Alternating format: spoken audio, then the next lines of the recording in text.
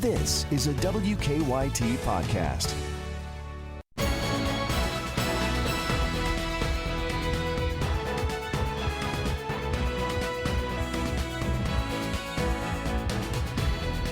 Good morning from WKYT News. I'm Bill Bryant, and we welcome you to Kentucky Newsmakers. In just a little bit, Miranda will join us and talk about a story she's done with Lexington Mayor Linda Gorton about the opioid crisis and about how the mayor in town is actually carrying Narcan and suggesting that others do. That's a little bit later.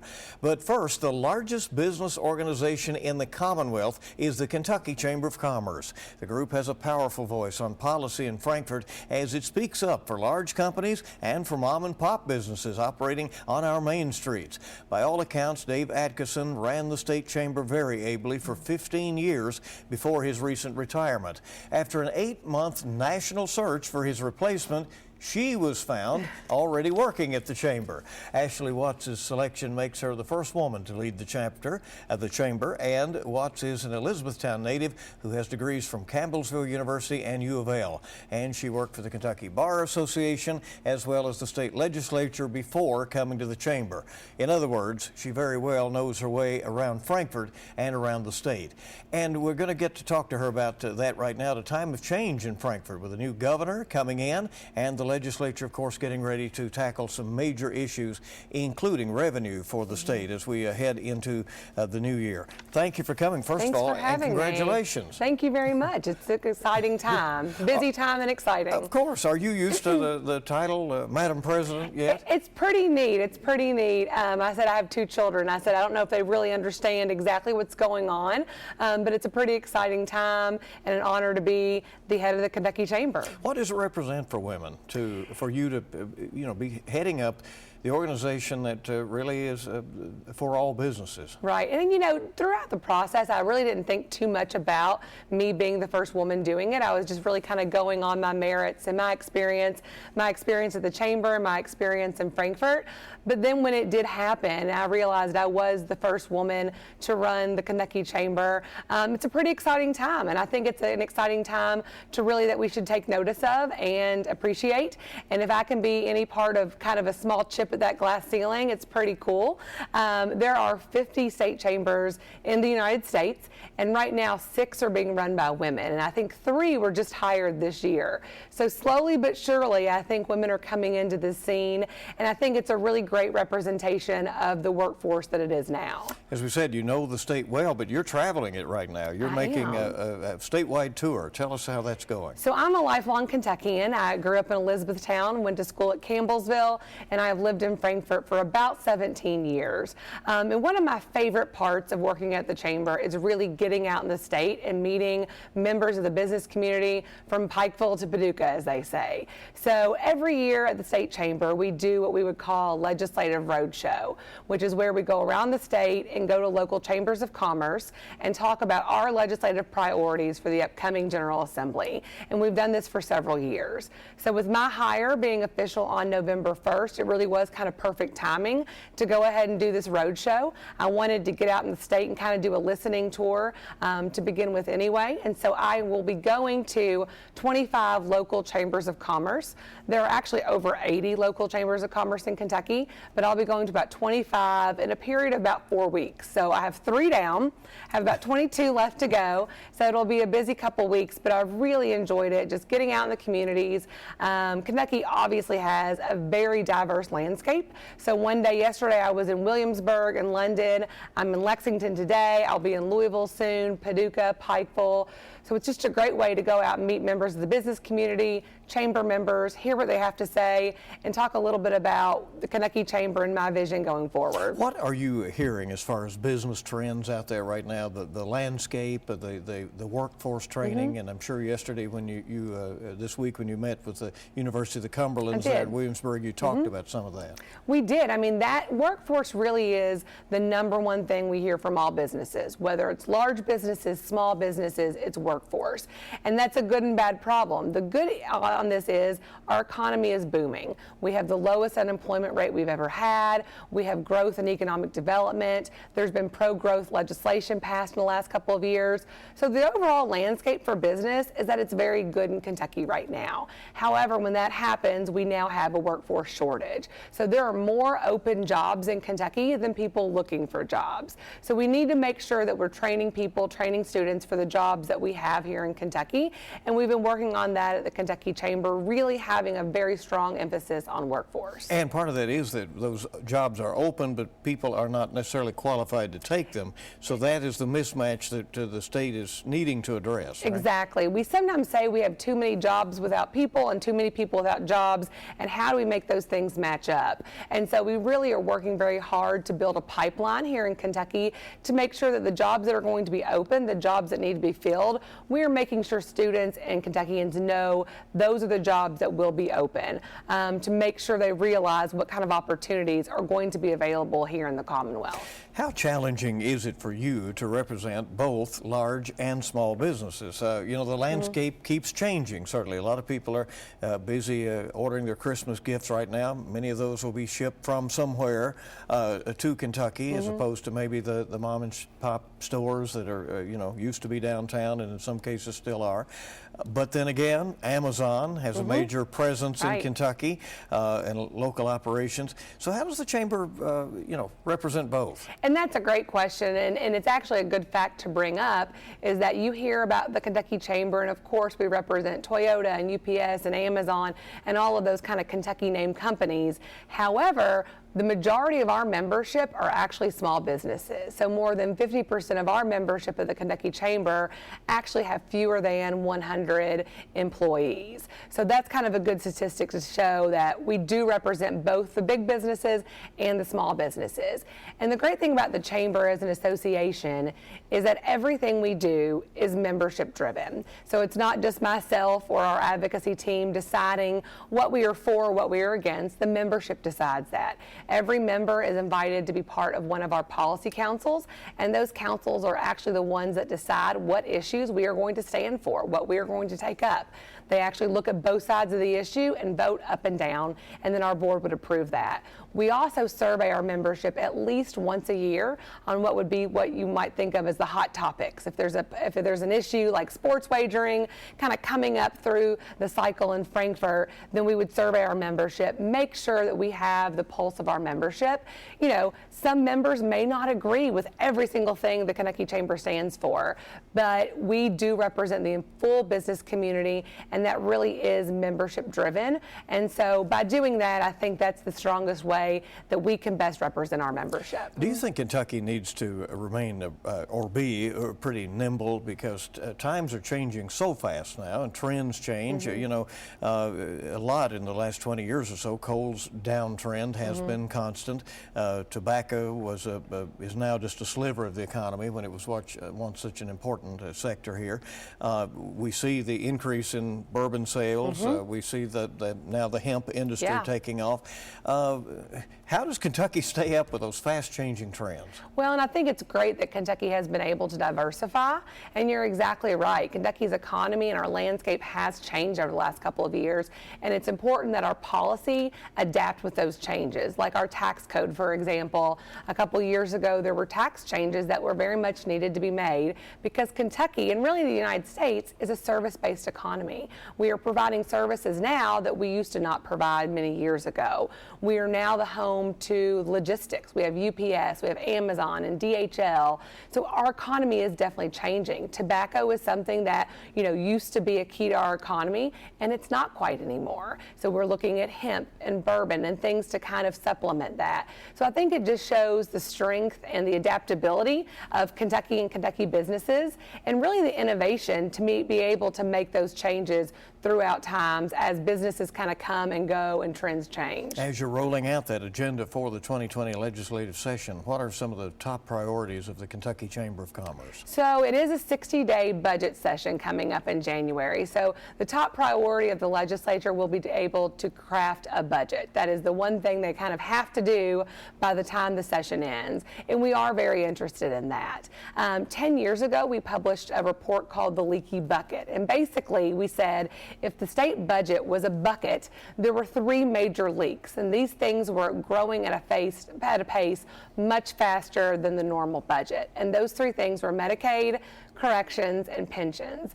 And I wish I could sit here and say in 10 years that we have corrected those. And there has been legislation on those issues to try to correct those trends. But unfortunately, the spending on those three areas are still outpacing our state budget. So we will be working and looking at the state budget to make sure that education, really the top priority of the Kentucky Chamber, is fully funded, and that it's a responsible state budget. Besides that, infrastructure is really our key priority. We have made great strides in the last couple of years in improving our competitiveness in Kentucky by our tax code, updating workers' comp laws. We have done great things. The one area that we will quickly fall behind in if we do not do something to address it is infrastructure investment. So if you look at Kentucky and you look at a map of the surrounding states, every state around us has increased their infrastructure investment except Kentucky. This summer, we are going to lose quite a bit of federal money that provides for our transit and our roads and bridges. And I think if you talk to anyone in business or in economic development, the one thing they know for sure is that infrastructure really is key to economic growth. So you do favor an increase in the gasoline tax? Yes. We favor an increase in the gas tax, as well as looking at some fees like registration, et cetera, to kind of broaden it a little bit. But it really is time that we have to increase that gas tax. Almost every state around us has increased it in the last couple of years. Like I said, we are the home to logistics. We have a major thoroughfare when you look at 65 and 64 and 75, and it's important that we maintain and improve our infrastructure if we want to continue our economic growth. You've talked about workforce development, and another area that Kentucky has become an outlier is that we have not returned to funding higher education at a level that it was prior to the recession. Many states had the same problem. They had to cut, but Kentucky has continued to cut for more than 10 years. Now with a sliver of the support for our public colleges and universities that we once had. Do you support a change there? Absolutely. We prioritize education funding, and you're exactly right. We highlight that in the Leaky Bucket report we'll be releasing soon, that the funding has not recovered since the recession. And so we really need to look at our budget and prioritize education because, as we said, we can talk about workforce and all the great things we're doing to build the business climate here in Kentucky, but everyone knows that education is key to success. Education is our key to prosperity. And so we have to make, the sacrifices that might need to be made in the budget and really look at our spending wisely. When we're spending more and more on corrections and locking people up for just, low-level drug offenses, that is money being taken out of the education budget. And so I think we really need to look at prioritizing our spending and investing wisely because, for example, we favor an increase in spending in early childhood education. We know that that is a foundation to someone's life and workforce later on, and we know that investment pays off. And the same with secondary and post-secondary education. So we would like to see the priorities in the budget really focus on education. And unfortunately, because of the laws that we have, we are spending a lot in corrections, Medicaid, pensions, and I think we all want to spend more money in education. We just have to figure out a way to do it. All right, we're talking a lot about the policy. We're going to talk about the players in just a moment, and there's a big change there with a new governor coming in. And we'll be back with Ashli Watts of the Kentucky Chamber of Commerce in just a moment here on WKYT.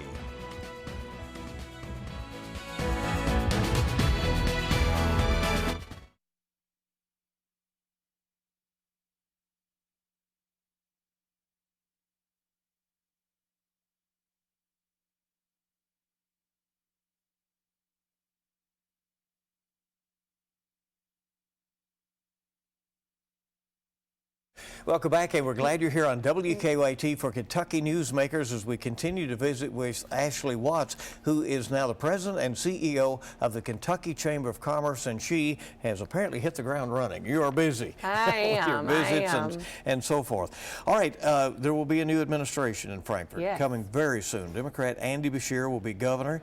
He did not attend the Chamber of Commerce statewide event this year, but he insists he still wants to unite the state as Team Kentucky. What do your members feel about what's ahead? You know, it was unfortunate this summer when he did not attend our event. It was the first time that a gubernatorial candidate had not attended that event. However, now that he is governor, we really are committed to working with him. And so we're excited to see what kind of partnership we might have and what common issues we have. There are many, many issues that the chamber covers that I think he would be very supportive of. And so we look forward to really building that bridge and working with him and the new administration on some of those key priorities for the legislative session. Do you take it as a positive sign that Governor-elect Beshear plans to attend the Republican House retreat at Lake Barkley? I think it's a great sign. And, you know, for many years, Kentucky was kind of a bipartisan state, and there were Democrat leadership, Republican leadership. And so many of us that have been in Frankfort for many years are really used to working in that bipartisan environment, and good things still were accomplished during those years. So I think it's a great sign. I think if the election shows anything, I think Kentuckians want people from both sides of the aisle to get along and work on common issues. And, you know, from the chamber's perspective, it's not that we're Republicans or Democrats, we're all Kentuckians. And so I think there are many issues that we all can agree on, and we all want to see Kentucky succeed. So I think it's a great way for this administration to start out, kind of a fresh chapter, turning of the page. You put the election aside, and now let's get to work. Smoking statewide law has been something that you have supported in the past. Does Yes. the chamber still support that? We absolutely do. You know, when we talk about smoking in Kentucky, it really is not just a public health crisis, it's also an economic development crisis. When you talk about businesses wanting to come to Kentucky and locate in Kentucky, you talk about roads and bridges and our tax climate and all of that, and it's very important. But what also is important is the health of our workforce.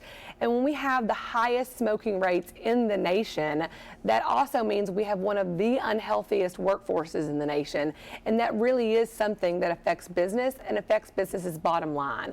So we've been very much in favor of a statewide smoke-free law. We're basically saying, if you're going to smoke in a public place, in a business, just step outside. Lexington, Louisville, many cities have it, but actually the majority of Kentucky cities are still not smoke-free. Last year, we were able to pass a bill that made schools smoke-free and tobacco-free, but we will still continue to work until the day that all public places will be tobacco-free. The opioid crisis has taken a terrible toll on families and communities, and certainly on business. What is the business community doing to try to help in that effort? And you know, I would say just a few years ago, this is something that the Kentucky Chamber probably wouldn't have been on our radar. It was a public health crisis, and as horrible as it was, we didn't really know how it impacted business. And now we are very clearly seeing that it is impacting business. It's impacting our workforce.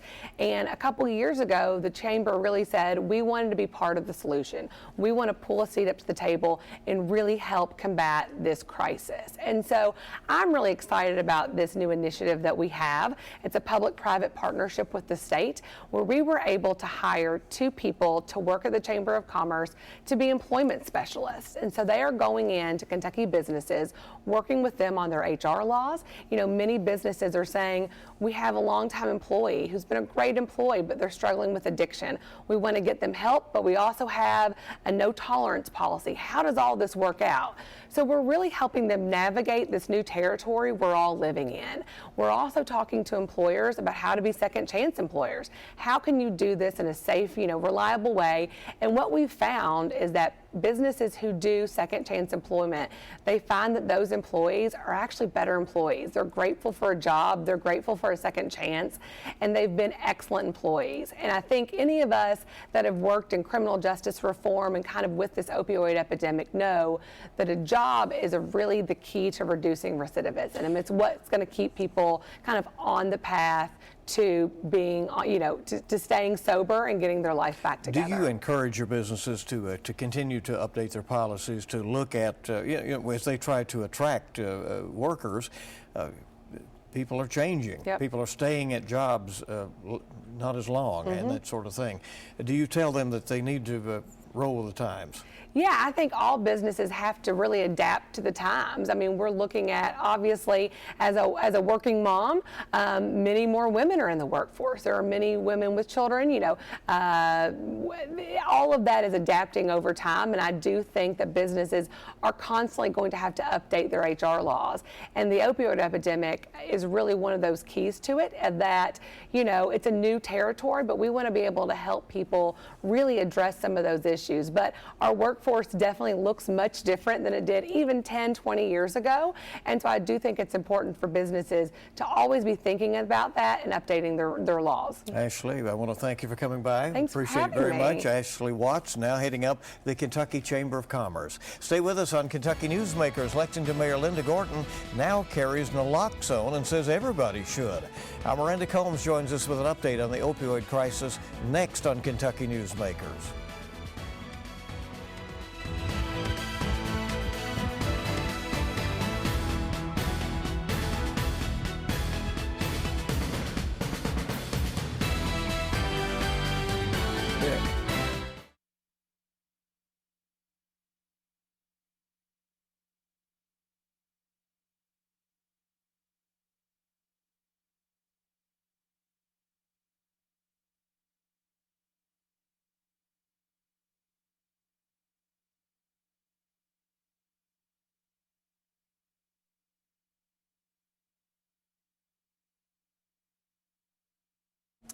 Welcome back to Kentucky Newsmakers from WKYT. Our Miranda Combs is always busy shedding light on scams and trends in the region. The opioid crisis is still a costly nightmare for the state, from broken families to overcrowded jails. We report on it often here. And now Lexington Mayor Linda Gorton wants people to get trained and to carry naloxone, which can save the life of an overdose victim.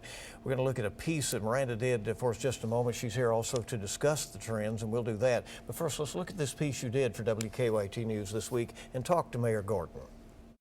Think about how far our understanding has come. Did you even know the word Narcan 5 years ago? Probably not. But now we know it's the only way to save a person from dying during a drug overdose.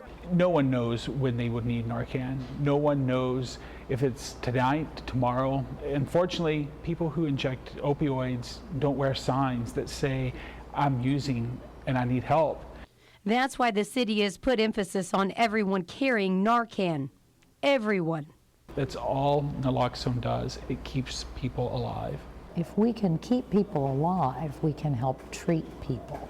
Lexington Mayor Linda Gorton carries the life-saving spray everywhere she goes. She does it because the need is evident, but also to set a precedent. First of all, I'm the leader of our city, of our community. And anytime you have an organization and the leader is saying, we need to do this, that can set a different sort of thinking with the community. That's been the mayor's goal from day one in office. I can set the tone, you know. People might say, well, if the mayor has done this, maybe I ought to do this. They believe unity is needed. Numbers of overdoses aren't getting much better. Drug cocktails continue to deliver deadly outcomes. The city's goal is to bring all the help together because they believe there's more opportunity for help than people realize. These silos need to be broken down, or at least bridges built between the silos, so that we're able to show everybody that we're all in this together. It's going to take all of us to deal with this issue because it impacts all of us. One way all of us can help, the mayor believes, is by being ready to save someone. It's all kinds of people who are getting trained. And so really it makes our community a healthier place when there are a lot of people who understand how to use these. In Lexington, Miranda Combs, WKYT.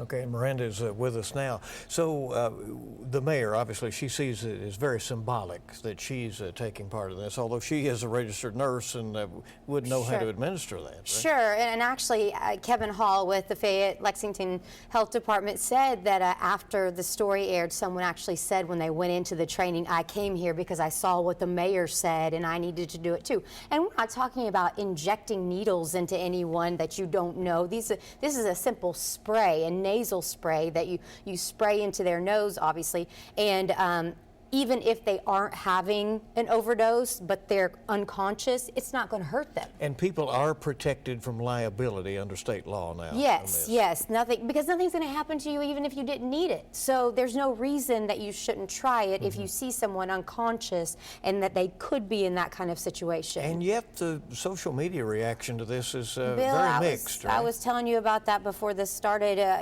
It always surprises me. We did that story, and then I get on social media, and they're like, "That's for a doctor to do. That's not for anyone else to do. This is ridiculous. We shouldn't have to do this." And so it's always a punch back when you look on social media and see what the people are thinking outside in your viewing area.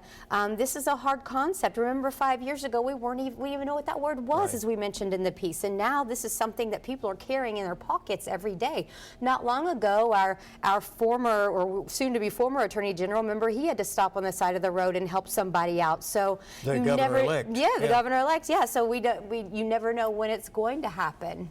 How many people took part in the training in Fayette County? So there were 149 people that were trained on Tuesday night. They had 4 different classes. It's a 10-minute training, basically learning how to spray up someone's nose, and then they do some paperwork, and then they do a Q&A, and you're free to go, and you have your naloxone with you, or Narcan, as most people know it by. Are things improving, or are we still in a bleak situation?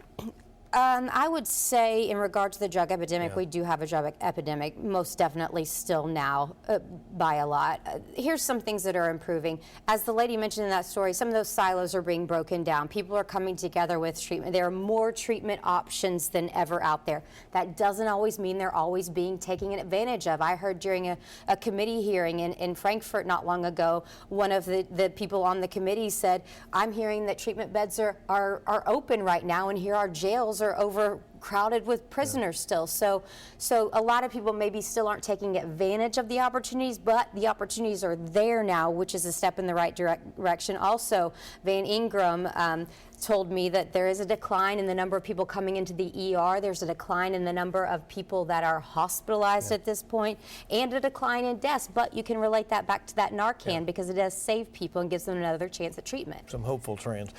Quickly, and we have less than a minute, you've done some recent stories about truckers looking for a place to pull off and sleep, and then some places they're going are objecting to that. Hopefully this story didn't get covered up in the past week, so look online if you didn't get to see it. But we talked to the Trucking Association president, who said this isn't a new problem.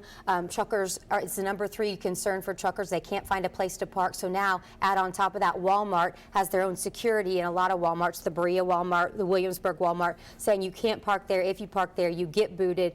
$500 fine plus, and they go and tap on your door. They're not being very reasonable in how they're going about the practice of actually regulating this, and so there's a lot of concern there. So we've done 3 stories on it, no changes. We'll keep at it and see what happens. Thanks for being here, Miranda. Thank you for joining us for Kentucky Newsmakers. You make it a good week ahead.